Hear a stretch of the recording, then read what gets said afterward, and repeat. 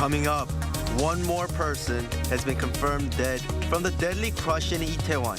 The death tally is now at 155. Our team are in Itaewon this morning to meet those coming to pay their respects. People are visiting a makeshift altar to pay their respects to those who died in the crash. The South Korean government is also making efforts to help victims' loved ones. Plus, over in Ukraine, Russia launches missiles as it ramps up attacks against major infrastructure facilities. Many Ukrainians are now without water or electricity. We begin in Itaewon, where the death toll from last Saturday's crush has risen to 155. Let's go straight to our reporter Kim Hyun-sung, who is at the site of the disaster, where people are now visiting to pay their respects. Hyun-sung, you've been there since the morning. How is it looking over there? That's right, Doyeon. I've been here before sunrise, and even at that early hour, there were many people who came here to pray for the victims of last Saturday's deadly crowd surge in Itaewon at this makeshift makeshift altar. One of the people that I've talked to actually said that he used to work at a local club here, and he couldn't get a wink of sleep last night because he was just so filled up with guilt. He got up in the middle of the night. He walked an hour from his place to here, and he's been here since 4:30 a.m. to pray for the victims who have died. And he said that he just felt so guilty about not being able to help any of the people who have died. Buddhist monks were also here praying since early morning. Just the whole local community seems to be shaken up about this devastating tragedy that claimed more than 150 lives. And usually kebab joints around here are open 24/7, but a lot of them are still closed. And one of the employees at the local shop said that the owner couldn't come into work because he was just so traumatized after witnessing this disaster. And I've talked to some of the other local vendors here in the area. Take a listen. Everyone here is our customer, our friend, our acquaintance. I've been working here for more than 10 years, and it just breaks my heart. I was here that night. All of our staff came out to help. So, I mean, we can feel his emotions from those words, but for now, fill us in on the latest casualties. Right, well, Doyeon, casualties actually rose last night. The number of deaths rose to 155 and the number of injuries rose to 152. It seems like, according to the latest report, that the most recent death was a girl in her teens. And of the people who have lost their lives, 100 people were women. More than 100 victims were in their 20s and 12 were in their teens. 39 people were 30 years old or older. 26 foreigners have been reported to have died after last Saturday's deadly surge. And this Itaewon area is not just known for its vibrant nightlife, but it's also a neighborhood with a very diverse expat community. So these victims have come from countries including Iran, China, Russia, the U.S., Japan, France, and Norway. And just imagine the pain of families who are halfway across the globe. And just hearing about the deaths of their loved ones, I don't think there are enough words to describe the tragedy here. Well, thank you for the report, Hyun-sung. It's now the third day of national mourning period, with the entire country drenched in grief. Memorial sites have been set up across the country. We'll be connecting live to some of these altars throughout today as well, starting with our reporter Song Yujin. Yujin. Well, good morning, Doyeon. I'm out at Seoul Plaza in front of City Hall. We're just about a 15-minute drive away from Itaewon, where this tragedy of Saturday night struck. And this altar, it will, from today to Saturday, it will run from 8 a.m. to 10 p.m. It's that operation hours, but still visitors who wish to come to pay their respect can do so outside these hours if they want.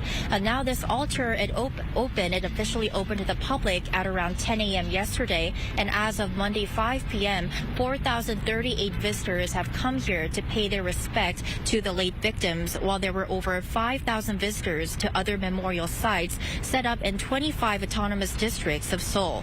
But those figures will likely increase as more altars are open across the nation, including in the city of Daegu and the Gangwon-do province. So we can see crowds of people trying to mourning behind you in line. And Eugene, you mentioned yesterday that 2 memorial sites in Seoul are going to provide psychological support to visitors. There are concerns over the mental health of friends and families of the victims, as well as the witnesses to the tragedy. Could you explain more on that? That's correct. Mental health is a really important issue, and those counseling services will be available here and at the Doksapeong Station Plaza that's close to Itaewon. And this is because the health ministry reportedly contacted families of the victims, those injured, and also the witnesses of the accident to reach out to mental health support if they need. And yesterday I was also at this altar, and I could see that there were tents near the site where people could visit and talk about their thoughts and feelings. And starting today, there will be the so-called heart-safe buses will be on site at Seoul Plaza and the Doksapeong Station Plaza. They're run by the National Center for Disease and Trauma and be offering support to those suffering from trauma and distress. Users here can have a mental health checkup and receive counseling. The service is free to anyone that feels they need it and will run from 9 a.m. to 6 p.m. here at the Seoul Plaza and 9:30 a.m. to 5:30 p.m. at the Doksapeong Station altar. That's all I have for now, but I'll be back with more updates in our later newscast at 11 a.m. Korea time. Doyeon. Thank you, Eugene. President Yoon Suk-yeol designated Yongsan-gu district, where Itaewon is located, as a special disaster zone. This means the country will provide assistance of up to $10,000 per person to the victims' families to cover various expenses, including funeral costs and psychological support. Our Lee Kyung-eun explains further. Seoul Mayor Oh Se-hoon says the city will stand by all the bereaved families of those who died in the Itaewon crowd crush disaster. Seoul City will be doing all it can. First and foremost, the priority is to help with the funerals for all citizens to mourn together. And with President Yoon Suk-yeol designating the Yongsan-gu district as a special disaster area, the Seoul City government will be in charge of helping with the funeral expenses. The amount is determined between the central disasters headquarters in the city has gone up compared to previous disasters due to inflation. We will provide up to 15 million Korean won, or roughly $10,000 for funeral costs, and also the cost to transport the bodies of the deceased. We've also designated each bereaved family an official to help with the arrangements. For the foreign nationals, similar help will be given to their families via embassies and consulates. As for those injured, the government will cover their medical costs using national health insurance funds. Foreign nationals are also eligible, as well as those injured trying to rescue others. Families of the injured will also be eligible for financial support for psychological treatment. There will also be a separate relief payment for the bereaved families and the injured. Other forms of financial assistance are also being prepared, like cutting, exempting, or delaying tax payments or phone bills. President Yoon's swift declaration of the area as a special disaster area, which came less than a day since the accident occurred, is set to provide this relief in a speedy manner. This is the 11th time in South Korean history that the government has provided emergency relief funds for societal disaster. The most recent include the COVID-19 pandemic and Seoul ferry sinking in 2014. Lee Kyung-eun, Arirang News. Less than 4 minutes, a medical expert says, is how much time a person has to be saved when suffering cardiac arrest due to a crush situation like the one we saw in Itaewon. In the aftermath of such disasters, the public is often left with more questions than answers. Our Ji-young spoke to experts to discuss causes and ways to prevent future disasters like this.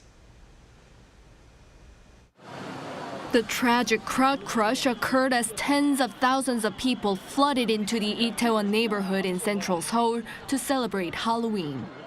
As the crowd surged in a narrow alleyway, it became hard for the layers of people to breathe and impossible for them to move. People suffocated, and as they fell, it created a domino effect. Witnesses say there were 5 to 6 layers of people. If we suppose one man weighs 60 kilograms, if there are 5 layers, this becomes 300 kilograms. If a woman who weighs 50 or 40 kilograms is buried underneath, Almost all her organs and skeletal system will be crushed.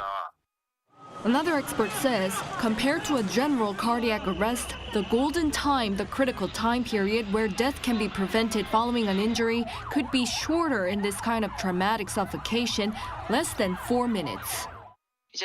What's more deadly in this case is that the heart could have been pressed very hard, which makes the blood flow back up to the head and neck. So compared to a conventional cardiac arrest, people can die more quickly due to suffocation. Also, many were killed even though they hadn't fallen down, as they were pushed intensively in every direction. A professor on disaster management says it could be fatal if more than 7 people are concentrated in a 1 square meter wide area. The alleyway is only about 128 square meters, and it could be deadly if about 980 people are packed in that space. But during the incident, more than 1,000 people were swamped in that narrow space. He added the area wasn't being controlled, as people coming up from the subway station and coming down were mixed in that alleyway. If there was some sort of police line and a one-way system in place, then such a disaster could have been prevented. One expert stressed that it is important to raise awareness and educate people properly. In slanted areas such as stairs, when it's crowded, it's best to move towards the edge. And on flat land, if it seems dangerous, it's safest to escape the crowd quickly. 엄지영, Arirang News.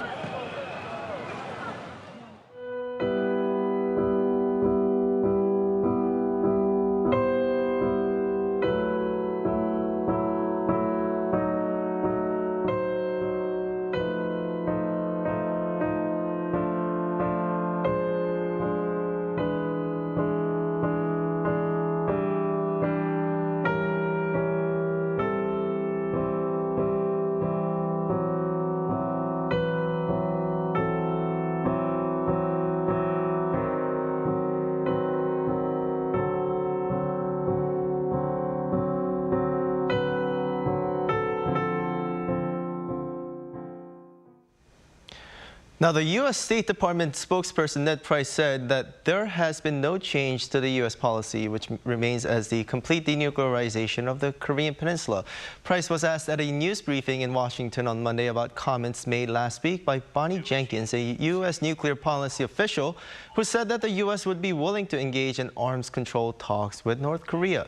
According to Reuters, some experts say this would require recognizing the regime as a nuclear-armed state, which is what Pyongyang seeks. Asked if the U.S. would eventually recognize North Korea as such, Price said that this is not current policy and that he does not foresee that ever becoming policy. He added that the U.S. continues to be open to diplomacy with North Korea and called on the regime to engage in serious and sustained diplomacy. Russia launched a barrage of missile strikes against Ukraine on Monday, ramping up attacks and targeting major infrastructure facilities. Many in the country were left without water and electricity. Kim Yo-sun has more. People in many parts of Ukraine, including Kyiv, were in the dark and without water following a series of Russian missile strikes. The mayor of Kyiv explained Monday that 80% of the residents in the capital city had no access to the city's water supply after Russian missiles damaged a power facility nearby. He also added that 350,000 homes in the capital were left without electricity. Hundreds of Ukrainians had to queue at wells for water on Monday morning, carrying buckets, plastic bottles, and even barrels. Not having running water is the least of what affects me. I can still come and get water. Another thing is when people are dying. This is the problem. The city said that the situation had improved slightly by Monday afternoon, but still nearly 40% of the capital remained without water and 270,000 homes still didn't have access to power. Ukraine's defense chief explained Monday that plants and hydroelectric dams across the country were targeted this time. He added that 44 out of more than 50 missiles fired by Moscow were shut down. Kim Yo-sun, Arirang News.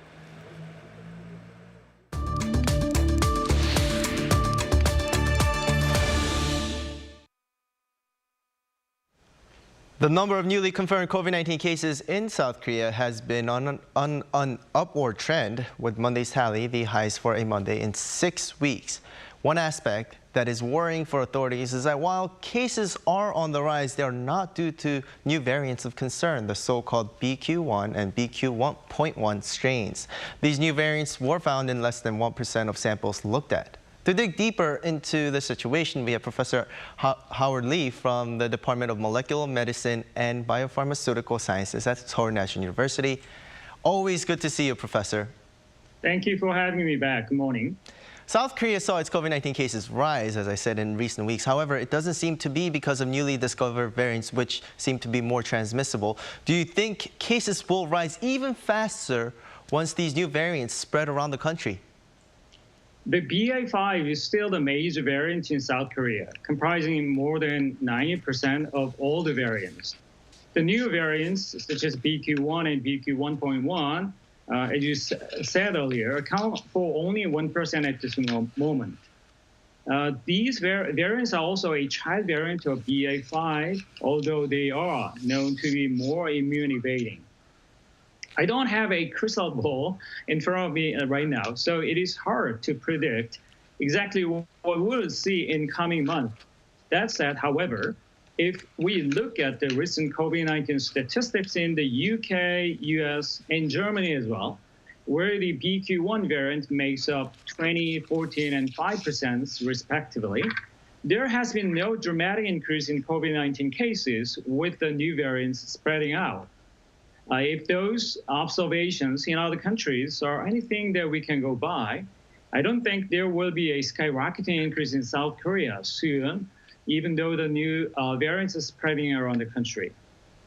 Right, and the head of nation's health authorities yesterday said they're on high alert because of the fatality rate, which has risen from 0.06% to 0.09%. At what point is the level perceived as being dangerous or alarming? Well, in Korea, the case fatality rate has been maintained very low, under 0.1% since early this year. So although the change from 0.06 to 0.09 is a 50% increase, it is still very low, below 0.1%. I would say we might have a serious situation if the case fatality rate is above 0.2% or 2 out of 1,000 infected people die. I think the main reason for the apparently rather high increase in case fatality rate was because there have been many undetected cases in the community, contributing to the lower denominator, while deaths are hard not to be detected. Of course, the new variants and low booster vaccination rates, particularly in the elderly and populations at risk, could have contributed to the increase too. Right, and the country has let go of many of its prevention measures that had been in place. Is this okay, or will this backfire come December when viruses spread more quickly under cold weather conditions? Well, that's $1 million question. The strict prevention measures in the past, such as social distancing, outdoor face mask wearing, and pre- and post-entry testing, have all been lifted. I don't think we can go back to the past.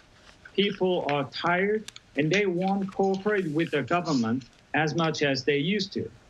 Therefore, this may not be okay to some, but pretty much practically tolerable to me. In fact, the most recent resurgence we experienced went by without strict measures implemented, and many now have antibodies, either because of vaccination or because of prior infection. In addition, we have vaccines, including the newly developed bivalent ones.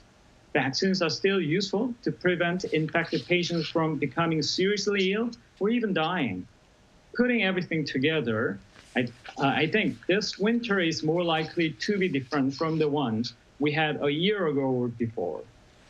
Well, thank you so much for your insight, as always, and I hope you have a great day, Professor. You too, sir. Thank you.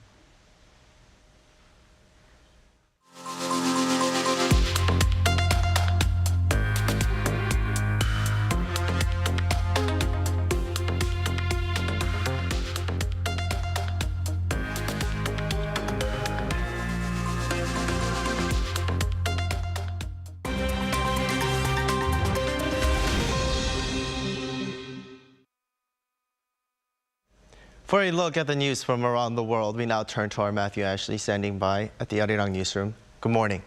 Good morning, Doyon. Now let's start in India, where 9 people have been arrested in connection with a deadly pedestrian bridge collapse.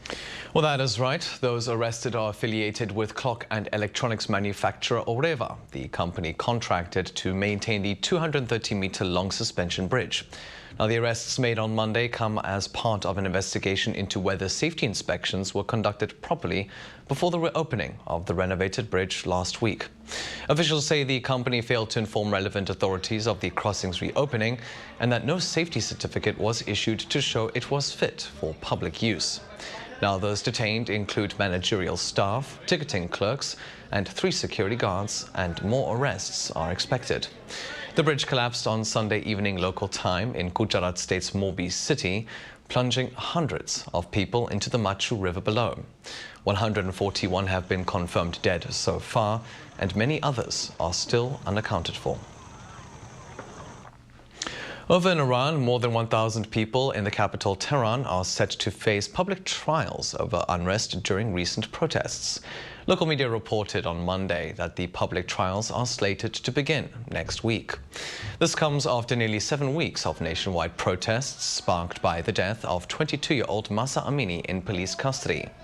The protests have continued in spite of warnings by Iran's government and deadly crackdowns by riot police. Tehran's Chief Justice said those who, quote, carried out acts of sabotage in recent events will face trials at an Islamic Revolutionary Court. The special court system will see individuals stand trial alone over actions such as public property damage or assaulting security guards. Now, following the Brazilian presidential election win by Luiz Inácio Lula da Silva on Monday, incumbent President Jair Bolsonaro has yet to concede defeat. Brazil's electoral authority reported on Monday that Bolsonaro was beaten by a narrow margin of 1.8%. A communications minister said on the same day that Bolsonaro would not address his public defeat until Tuesday, taking time to prepare a speech. The outgoing president was due to speak the previous day, but remained unseen, staying within his residence instead.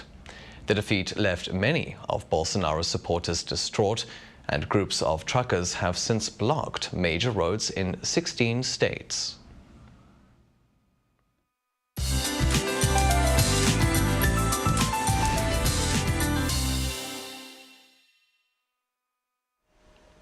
Hello, I'm Lee Ji-hyun with the latest weather updates. It's a foggy start to the day for western regions and inland areas.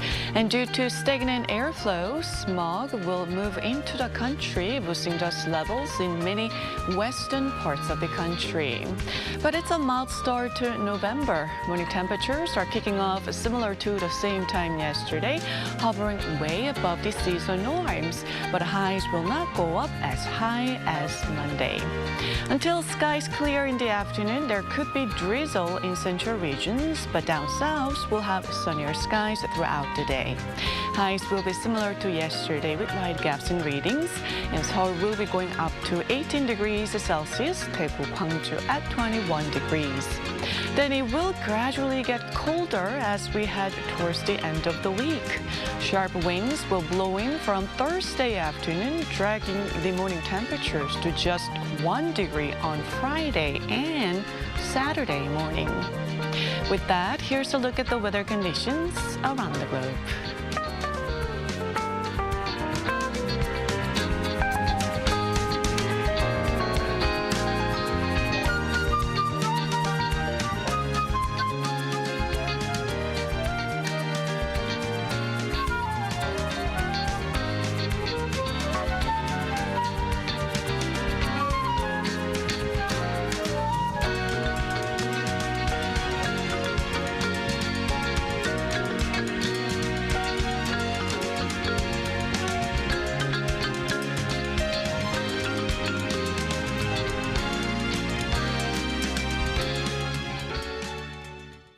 And that wraps up today's New Day at Arirang. We'll be back tomorrow for our Wednesday's edition at the same time. Please stay with Arirang News, though, for more updates throughout the day. Have a lovely day or evening wherever you are, and take care.